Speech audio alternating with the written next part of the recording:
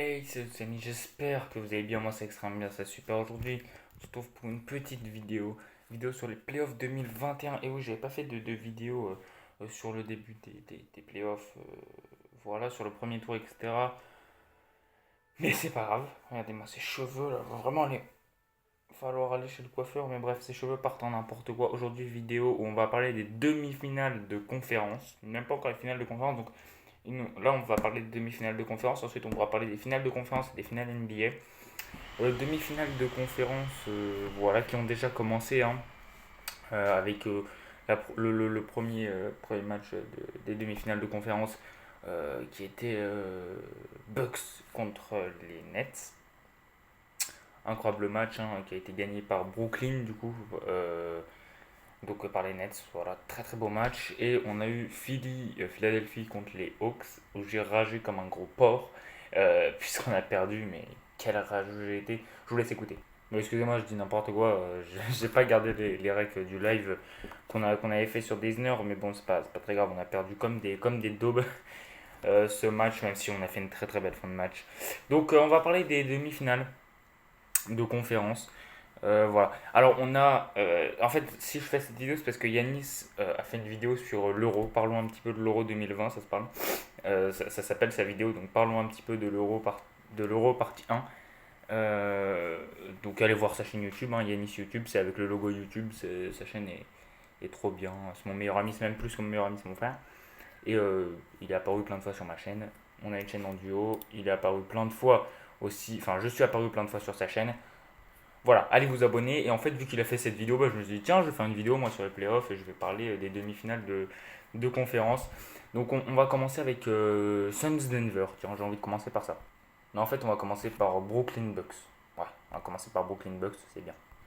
Alors, pour moi, Brooklyn Bucks, ça va être gagné par les Bucks. Pour moi, ça va être gagné par les Bucks, Brooklyn Bucks. 4-3. J'ai mis 4-3 dans les pronostics là. Enfin, dans les pronostics, j'ai mis Brooklyn qui gagne.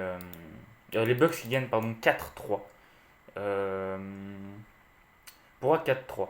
En fait, pour moi, Brooklyn est une équipe offensive de malade, hein. On l'a vu. Euh, c'est une équipe qui attaque super bien avec un Kevin Durant monstrueux qui tire avec une facilité mais colossale. Il te met des faces, tu sais même pas d'où il sort. Il est capable de driver, de dunker dessus. Il est capable de te faire un double crossover et de te mettre un gros face. Il est capable de finir en flotteur, il est capable de finir en layup, il est capable de finir en poster, il est capable de finir en 3 points. Euh, il peut tout faire en fait, Kevin Durant, et c'est le meilleur joueur offensif actuel, hein, pour moi, hein, après, voilà. Enfin, en tout cas, c'est le meilleur enfin, en tout cas, c'est un des meilleurs joueurs offensifs de l'histoire, un des meilleurs scoreurs de l'histoire, donc incroyable Kevin Durant. Kyrie Irving, bah voilà, hein, le second meilleur dribbleur de l'histoire, il peut finir en layup, il peut te crosser et te driver sur la gueule. Hein, il a un bon shoot à 3 points. James Harden, bon, James Harden il est blessé. Voilà, James Harden il est blessé. Moi, au départ, si James Harden n'était pas blessé, j'aurais dit Brooklyn gagne 4-3 aussi. Mais James Harden blessure, donc pour moi, Bucks gagne 4-3. Les Bucks vont gagner 4-3. Donc pour ceux qui ne savent pas trop le système des playoffs, hein, c'est le premier qui a 4 matchs, 4 victoires, 4 matchs gagnés. Ça peut aller en 7 matchs maximum, donc c'est le premier qui a 4 matchs gagnés. Euh, voilà, ça peut aller de 4 à 7 matchs du coup. Mais pour moi, ouais, c'est les Bucks qui gagnent parce que, certes, comme je l'ai dit, on a un Kevin Durant inarrêtable, un Kyrie Irving incroyable, un James Harden qui est blessé. Déjà, ça c'est le premier point pourquoi les Bucks gagnent. Et puis en plus, comment Kevin Durant va faire pour défendre sur Giannis. Alors là, à l'heure où je vous parle, Brooklyn mène actuellement. Il gagne la Brooklyn de un match. Il y a 1-0 pour l'instant. Le premier match a commencé, il y a 1-0 dans la série. Mais c'était serré en sachant que James Harden avait joué quelques petites secondes.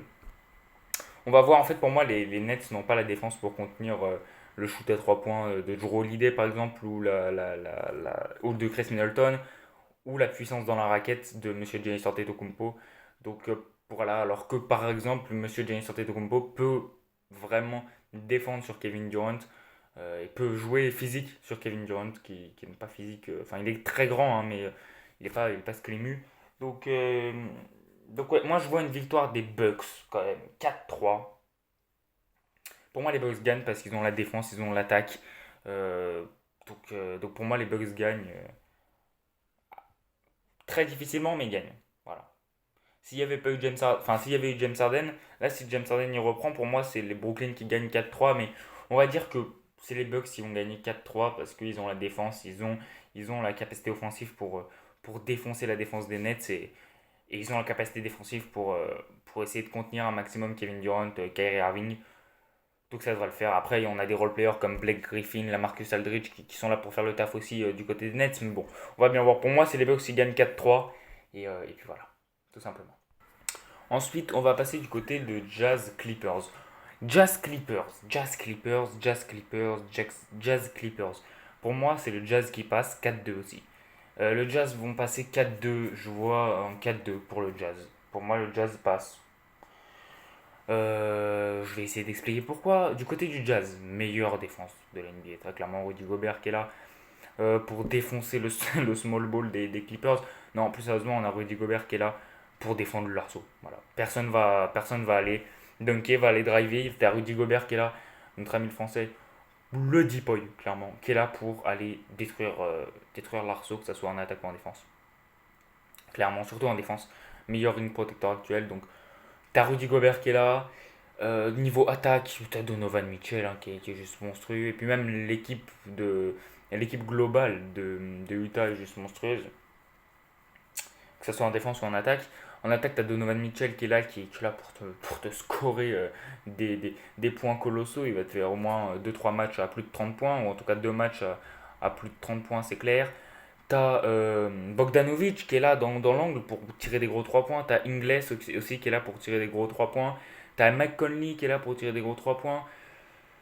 Donc franchement, t'es yimbe, hein. T'es yimbe de ouf. T'as Donovan Mitchell qui est très bon aussi à 3 points. Un des meilleurs arrières actuels, pardon. Mike Conley qui est là. Rudy Gobert qui est là pour défoncer l'arceau, qui est là pour maîtriser la raquette, que ce soit des deux côtés du terrain. Donc je pense pas que les Clippers puissent gagner face à cette équipe de Utah qui est la meilleure équipe de la NBA actuellement, hein. Utah Jazz qui est la meilleure équipe de la NBA avec un Donovan Mitchell qui impose sa loi en attaque, un Rudy Gobert qui impose sa loi en défense.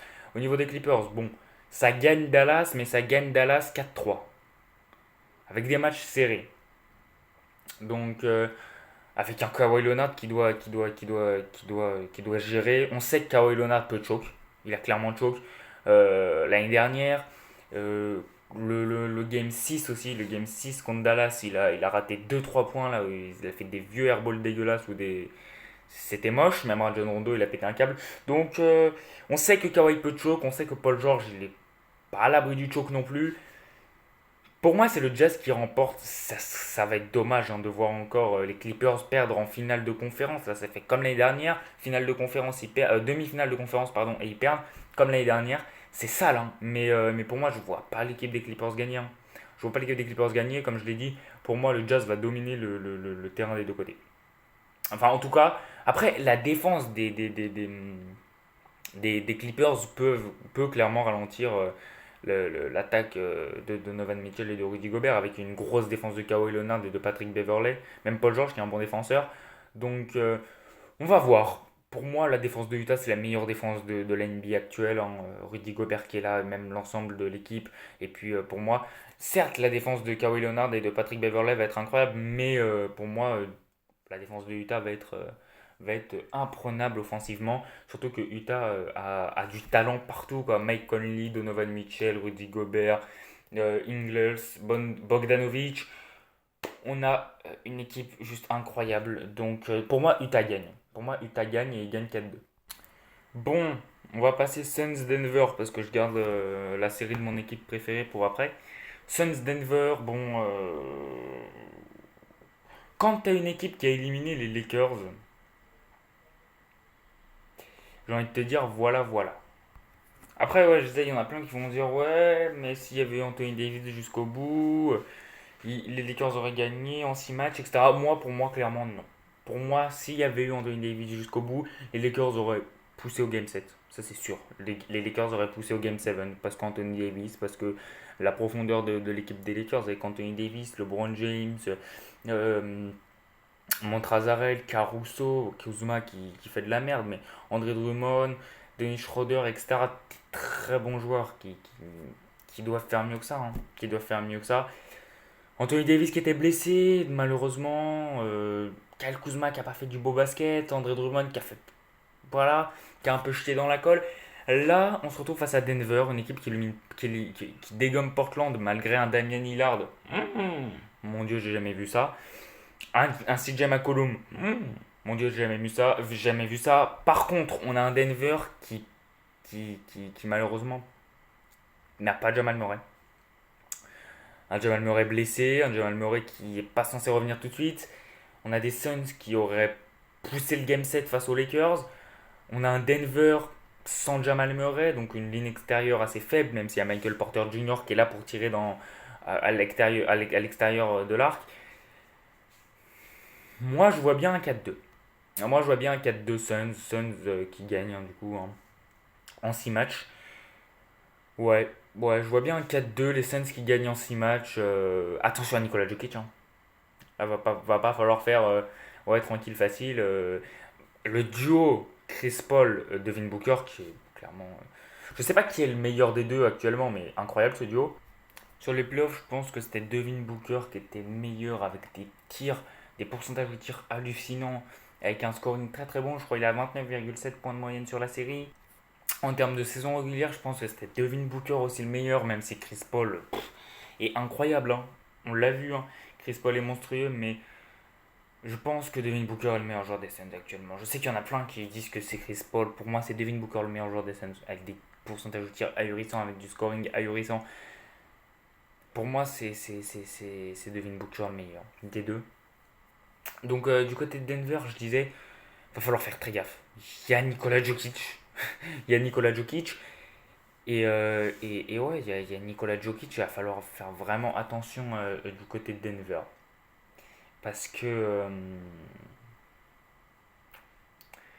en fait, ouais, il va falloir faire gaffe du côté de Denver parce que il n'y a pas Jamal Murray, qui a certes fait une saison régulière vraiment moche, mais en playoff, on connaît Jamal Murray, on sait qu'il est fort. Nikola Jokic, Jamal Murray, on connaît, on sait ce que ça donne.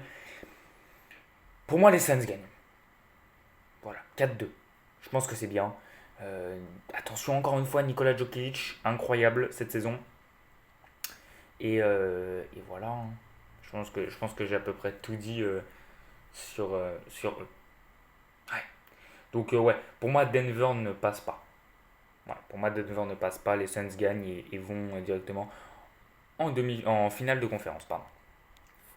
Bon, ensuite les gars, on passe à mon équipe préférée face aux Hawks.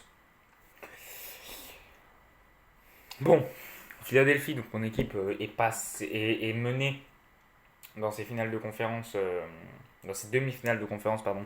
Ils sont menés 1-0. Alors le premier match était ultra compliqué pour Philadelphie, même s'ils sont remontés. À la base, ils étaient à 26 points d'écart et ils sont remontés qu'à 4 points d'écart. Donc on a fait un gros run de 22 points. C'était incroyable avec un set Curry monstrueux. Enfin bref, on va essayer de parler un petit peu. Pour moi, ça va être gagné pour Philadelphie. Merde. Les Sixers ont gagné. Je pense 4-2. J'ai mis 4-2. J'ai mis 4-2 parce que on a perdu un match. Si on avait gagné celui-là, quand je vous aurais fait cette vidéo, j'aurais mis 4-1. Parce que on a perdu ce match, je pense qu'on va en perdre encore un, mais on va pas en perdre plus. Donc voilà, même peut-être ça va faire 4-3, mais en tout cas on passe. Pour moi on passe. Joel Embiid monstrueux, MVP de cette saison. Non ouais, il sera pas MVP, mais bon, c'est dommage, incroyable, juste monstrueux. Le meilleur joueur au poste. Tobias Harris, incroyable saison, incroyable playoff. Ben Simmons, bon, contre Atlanta, à part à la fin du match, il a fait de la D. Il rentrait quasiment aucun lancer franc. Il rentrait pas beaucoup de shoots. À la fin du match, il a fait un bon match, hein, mais Ben Simmons, très mauvais. Mais ça reste un très très bon défenseur. Même s'il a été mauvais dans le premier match face à Atlanta, ça reste un très très bon défenseur qui sait jouer. Donc voilà. Dwight Howard, qui a un très bon backup de monsieur Joel Embiid. Donc voilà. Seth Curry, on voit, il est ultra utile. Il met des 3 points monstrueux. Seth Curry qui a un shoot incroyable, qui arrive à scorer maintenant, qui fait des passes décisives, qui prend quelques rebonds. Donc Seth Curry, voilà. Et puis, à côté de ça, on a Tazis Maxime, Tibul, etc. qui sont là pour continuer, pour faire la profondeur du banc. Danny Green aussi, qui a été mauvais aussi contre Atlanta, mais parce que j'ai vu le match, hein, mais qui reste quand même un bon joueur. Je vois Philly gagner 4-2. Peut-être que je suis gentil avec Philly, mais pour moi, ça gagne 4-2. Voilà, ouais, je sais, je suis nul avec cette casquette, mais Philly, bah, elle est tombée. Pour moi, ça gagne 4-2. Voilà, j'espère que cette petite preview des demi-finales de conférence vous auront plu. Moi j'ai kiffé faire cette vidéo. Merci à Yanis, du coup j'ai trouvé l'inspiration grâce à lui, même si je comptais déjà le faire. Je me suis dit, ouais, non, je vais pas le faire, la flemme et tout. Vu que Yanis a parlé de l'euro, moi je me suis dit, allez, vas-y, je vais le faire. Il a raison d'en parler. Il parle du foot, c'est son sport. Moi je veux parler du basket, c'est mon sport. Voilà, moi je veux pas faire une vidéo sur l'euro, je connais rien au foot. Mais en tout cas, on se retrouve très très vite pour de nouvelles vidéos. Et puis à plus.